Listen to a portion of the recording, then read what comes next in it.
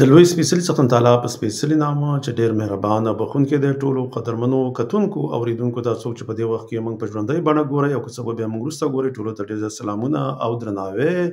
د لوی افغانستان تلویزیون ته ښه راغلاست ملګرو. څنګه تاسو په سرحد کې لوستلي د نن موضوع چې ده هغه آیا پاکستان یو اسلامي هیواد دی او بل دا چې قید اعظم مسلمان وو که نه. د دې په اړه به در سره خبرې کوم ځکه ما سره په ویډیوګان هم شته دی او بل دا چې لومړی به تاسو سره هغه چې ویډیو شریکوم چې پاکستان یو اسلامي هیواد دی که نه دی، او لومړی دا ویډیو وګورئ بیا به پرې وروسته زه تاسو سره خپل نظر شریکم. ونصلی علی رسوله الکریم। बड़े अफसोस और दुख से कहना पड़ता है कि चंद दिन पहले इन्होंने ये शाये किया था कि 50 मसाजिद पाकिस्तान में इस्लामाबाद की गिराई जाएंगी, और उसके बाद फिर चंद दिन पहले एक मदरसा मुस्लिम गिरा दिया था, और आज रात मदनी मस्जिद गिरा दी गई है। لومړی خو دا وایي ځکه کوم ملګري په اردو نه پوهېږي، دا وایي چې 50 جوماتونه یا مسجدونه به په اسلام آباد کې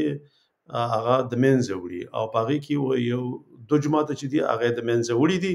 نو نور دا واورئ بیا به وروسته. मेरी गुजारिश है पूरी कौम से हिम्मत करें, जुर्रत करें, मस्जिदों से बाहर निकलें,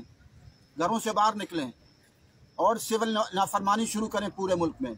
इस मुल्क में कुरान और सुन्नत का निफाज हमें चाहिए। इस मुल्क में मस्जिदें नहीं गिरनी चाहिए। हमने अपनी तमाम शाखों को अर्ज कर रहे हैं कि वो पहुँचे लाल मस्जिद। जो लाल मस्जिद पहुँचे लाल मस्जिद पहुँचे, जो लाल मस्जिद नहीं पहुँच सकते वो अपनी अपनी मस्जिदों के सामने मुजाहिरे शुरू करें और सिविल नाफरमानी शुरू करें। इन बेईमानों को, इन दज्जालों को, इन यहूद और नसारा के एजेंटों को हमने पाकिस्तान से बाहर करना है और इनका इंशाअल्लाह इलाज करना है। دا په لال مسجد کې هلته په اسلام آباد کې یو جومات دی چې هغې ته لال مسجد وایي. دا د هغې امام دی. مخکې د مشرف په وخت کې په دغه باندې دوی یو فوزي عملیات هم کړي و چې په هغې کې بیا د دې هغه ورور چې دی هغه یې په شهادت باندې رسولی و. نو اوس چې دی دا وایي چې دلته جوماتونه چې دي 50 جوماتونه چې دي هغه حکومت په نښه کړي دي او هغه به ړنګوي، او په دې کې څو جوماتونه چې دي هغه ړنګ کړي هم دي او د هغې په ځای باندې به شراب خانې جوړوي، یعنې شراب ځایونه به جوړوي. پاس هلته په دې دغه کې یو سره لیکلي هم دي. अब एक मस्जिद नहीं करने देंगे वरना इंशाअल्लाह इनका इलाज होगा। यहाँ मस्जिदें गिरने की रह गई हैं, वो मस्जिद जो तकरीबन 30-40 साल से चल रही थी, और जामे हफ्सा जब शहीद हुआ उस वक्त भी उन्होंने 7 मसाजिद शहीद की थी, उनमें यह मस्जिद भी शामिल थी, लेकिन अल्हम्दुलिल्लाह हमारी कुर्बानी और शुहदा की कुर्बानियों की बरकत से बच गई है। अब हमने दोबारा कह दिया है कि जामे हफ्सा की तालिबात पहुँचें और हमारे मदारिस के तलबा पहुँचें। अल्हम्दुलिल्लाह यहाँ लाल मस्जिद से हमने बाहर डेरा लगा लिया है और इनको कह रहे हैं कि अपना ये वापस लो और अपना दज्जाली और कुफरिया फैसले वापस लो। मस्जिदें हम नहीं गिराने देंगे। अगर मस्जिदें गिरेंगी तो फिर आप लोगों से जंग होगी और खुलकर जंग होगी इंशाअल्लाह। خدا به وایي چې جوماتونه موږ ړنګولو ته نه پرېږدو، او که چې د تاسو جوماتونه ړنګوئ نو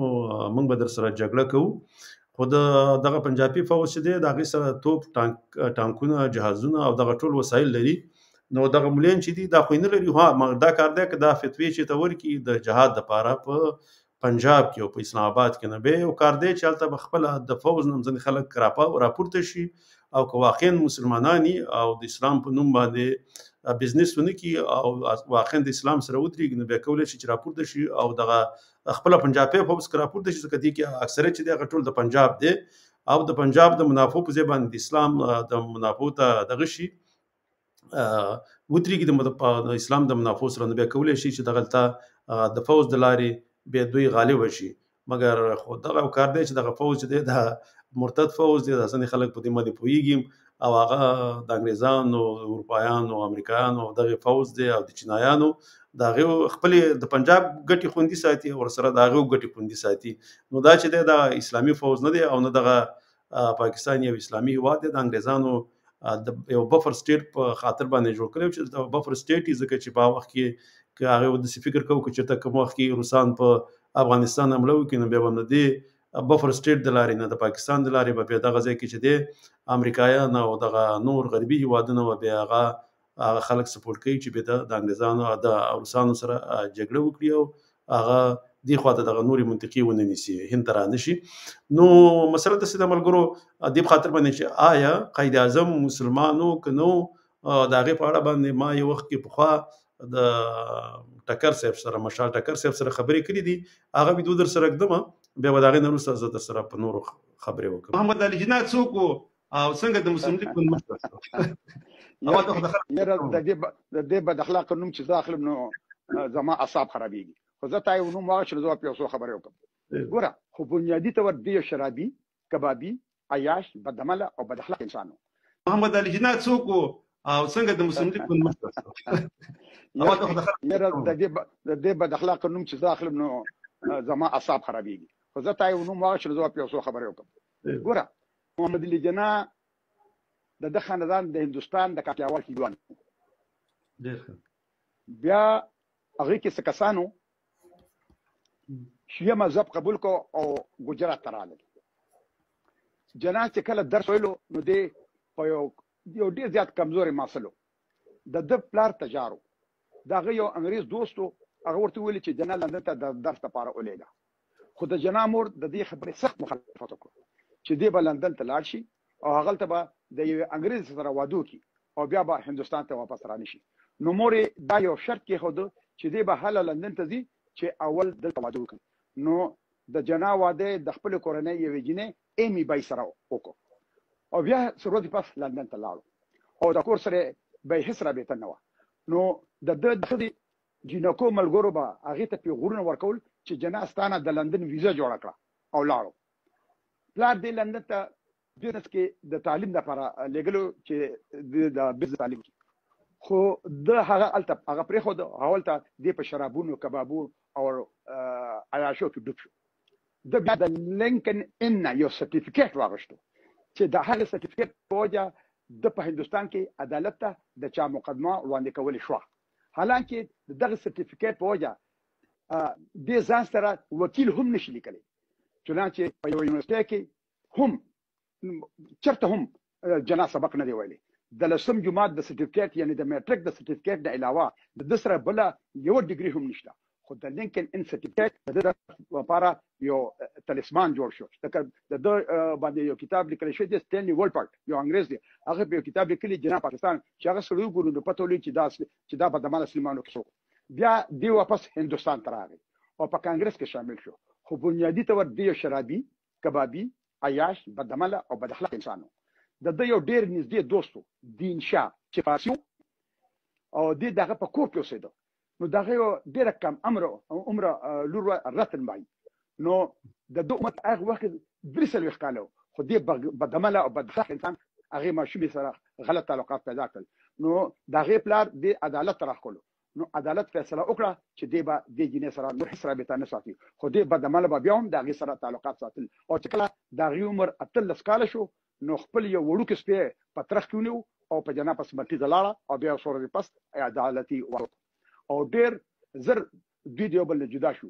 هر جنې د 29 کال په عمر کې مړ شو او د مرګ پورې د هغه د خپل فیملی سره بیا ملاقات نه شوی او دې بدعمله انسان یو ورځ په خپل ویلو چې هغه ماشومه جنې مال نو پکار چې ما دا هغه سره واده کړی. خو جناح چې هر کله د هندستان واپس راغی نو دې په کانګرس کې شامل شو. د مسلم لیگ په غونډه کې سالانه چې کوم د غونډه وای کې د خطاب وکړو او په کال 1913 کې په دغه کې شامل شو په د انډیا مسلم لیگ کې. خو بیا یو د خپل حل ځلې کولې خو دغلته یو بل ډیر عجیبه خبره وشوه. د په دغه کې یو د بمبې یو گورنرو ویلنګټن نو انګریزانو نو هغه یو ورځ ډوډۍ کړې وه چې ډوډۍ کړې وه نو دوی هم راغوښتې وه او د ښځه هم راغوښتې وه. نو د ښځه دونه داسې جامې اغوستې وې چې نیمه بربنډه وه. نو د دغه چې کومه ښځه وه د ویلنګټن نو هغه دغه ښځې دغه یو نوکرو یاور نوم یو هغه ته وی چې له دیله دغه راوړه کمبل ځکه چې د دې به یخني کیږي. نو په دې باندې دغه ډېر د خفه شو د جناح او ورپاسې دغه نو دغه نه پس دی لندن ته. برحال زه به په دې خبره باندې نور څه په تفصیل کې لاړ شم خو بل دا سره چې د ټول عمر د یو 2 نمبر انسانو لکه ګوره د په خپل په اصلي کې پیدا شوی دی په شلم د اکتوبر کال 1815 کې خو د ځان په خپل ویل چې نه د دغه د کریسچینټی نه دونه دغه متاثر چې دی نه زمانوم په 15 زه په 15 دسمبر پیدا شوم او یو کال ځان نور روسته کړ چې په کال 1300 او شپږ ايام کې حالانکه د په شلم د اکتوبر کال 1315 ايام کې پیدا شو دا 2 نمبري د ریکارډ د سند مدرسه الاسلام یونیورسيټي کې په هغه کې دا ریکارډ دی چې د کله سکول کې داخله غشتنه د پیدایش تاریخ همدغه اکتوبر شلم کال 1350 او داغه په جنازه کې سره دغه ظفر الله خان هغه دغه سر ظفر الله خان هغه د ډیپارټمنټ منیسټر په هغه وخت کې هغه د جنازه کو کوم دي په څنګه وجه اصلي باندې کې پیژنم چې د سوکتي د نه شیا دی نو سونه دي ايش نه دي نو خبره داسې ده چې په داسې حالاتو کې د مسلم لیگ بیا مخ پړوان باندې بوتل د مسلم لیگ سره په داسې حواله سره خبره کول دا چې کومونو دا ټول د انګريزانو د یو پیداوار چې په کومه طریقه دا پروګرام دی مخ پړوان باندې بوت خملګور دا مې د خاطر سره شریک کړه ځکه چې مشال صاحب چې ټکر صاحب هغه په وخت کې ځنې تاریخي حواله ورکړې وي ملزه زه چې خپل ویم چې قائد اعظم څه کارو نو مداخله چې مشال ټکر صاحب ځکه هغه په پوره مطالعه کړې و او د پښتونخوا هم د مازه پرې چې هغه وایي چې مشال دغه څوک قائد اعظم چې محمد علي جنان نوم او د مطالعه پاکستان او د پاکستان په مشرتي علوم کې ورته د قائد اعظم نوم ورکړل شوی دی او ډیر زیات په احترام او قدر نوم اخلي او بل دوی دا وایي چې نه پاکستان د اسلام په نوم باندې جوړ شوی دا چې دا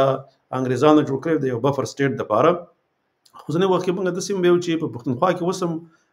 ډیر د پښتانه دي چې لوی افغانستان هم غواړي او پاغي کې هغه د پښتونولۍ کوم احساس دي هغه لا بیدار دي او ډیر زیات خلک چې دي لکه ولس پښتون ولس هغه وسم د لوی افغانستان غوښتونکي دي خو یو څه مشکل لري هغه مشکل دا دی چې یو خو د چله چې د پنجاب فوج چې د غټول وسایل د غیو په واکې دي او هغه کوغړي هر پښتون چې غږ پورته کوي هغه په ټارګټ کلینګ کې وژني یا زنداني کوي لکه تر اوسه پورې د پی ټی ایم زموږ ډیر زیات ملګری چې دي هغه زنداني دي پاغي کې یو علي وزیر دی بیا داسې هغه د لوی جرګه چې په اکتوبر کې جوړه شو دا هغه د جرګې ډیر مشران چې دي هغه هم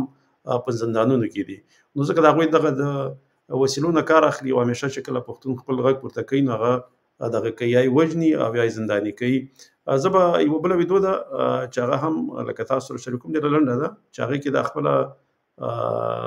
پښتون وایي چې زمونږ پاکستانیان نیسو مونږ افغانان نیسو او د افغانستان او زمونږ تاریخ یو تاریخ دی او یو خاوره ده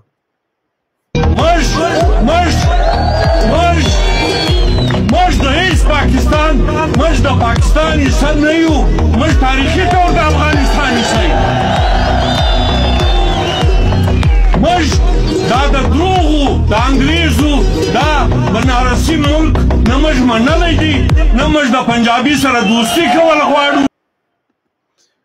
نو ملګرو موږ همیشه دلته چې راځو موږ همیشه دا ویو چې د پښتونخوا اکثریت کې چې دا پوهاوی راشي نه چې دوی په محکومیت کې دی او د پنجاب فوج چې دی او پنجابیان چې دی هغه په دوی باندې حکومت کوي دوی د وسایل او ټول دغه چې دی هغه د پنجاب په اختیار کې دی دوی جبم د استعمار لاندې ده او هر څه باندې چې دی پنجابي قابض دي نو چې دا ټول په دوی پوي شي په یو غږ باندې راپورته شي او د خپلواکۍ او د افغانستان د پارغه پورته کړي به په وخت کې ډیر زیات امکان شته سل په سوري کې چې لوی افغانستان به جوړ شي خو چې ته دسه اوس یو ګونیا یو د ولس یو برخه وغواړي چې د افغانستان سره یو ځای شي او ځان خپلواک کړي او بل برخه لاړ شي د پنجاب د پاره غداري شروع کی او د پنجاب سره ودرېږي او د تنخوا او د معاش په غوښتلو سره به د پښتنو سره دښمنی شروع کی او د ماغیو د پنجاب په څنګه ودرېږي به د پښتنو وژني نو دا به چې دا به لږ مشکلات پیدا کوي ځکه دلته به خپلواکي دومره زر نه راځي او کرازیم به په ډیرو قربانیو سره راځي نو اول په پښتنو کې خاص کر په پښتونخوا او سویلي پښتونخوا کې ملګرو کې دا شعور او دا پوهاوی پیدا کول پکار دي چې ټول په یو وخت باندې د لوی افغانستان لپاره خپل غږ پورته کړي او د لوی افغانستان د جوړولو لپاره عملی ګامونه پورته کړي او د دې لپاره په ولس کې پوهاوی د لپاره کار وکړي پوهاوی د لپاره کار وکړي ان شاء الله تعالی په راتلونکي کې به ځکه دغه 14 اگست روان دی چې دا کله کوم وخت نه پاکستان جوړېدو په 14 اگست نو دا وخت نه د پښتنو بدبختی شروع شوې ده او د پښتنو په وسایلو دغه په جواب باندې پنجابي واکمن شوی دی نو دغه د 14 پورې به اکثره خبرې به کوم دی کو چې آیا پاکستان یو اسلامي ملک دی او یا نه دی او قائد اعظم څوک او د چا دپاره کار کوو. نو تر راتلونکي بل پروګرامه پورې په الله سپارم. خوشحاله او سوکاله ژوند ولرئ. د الله په امان.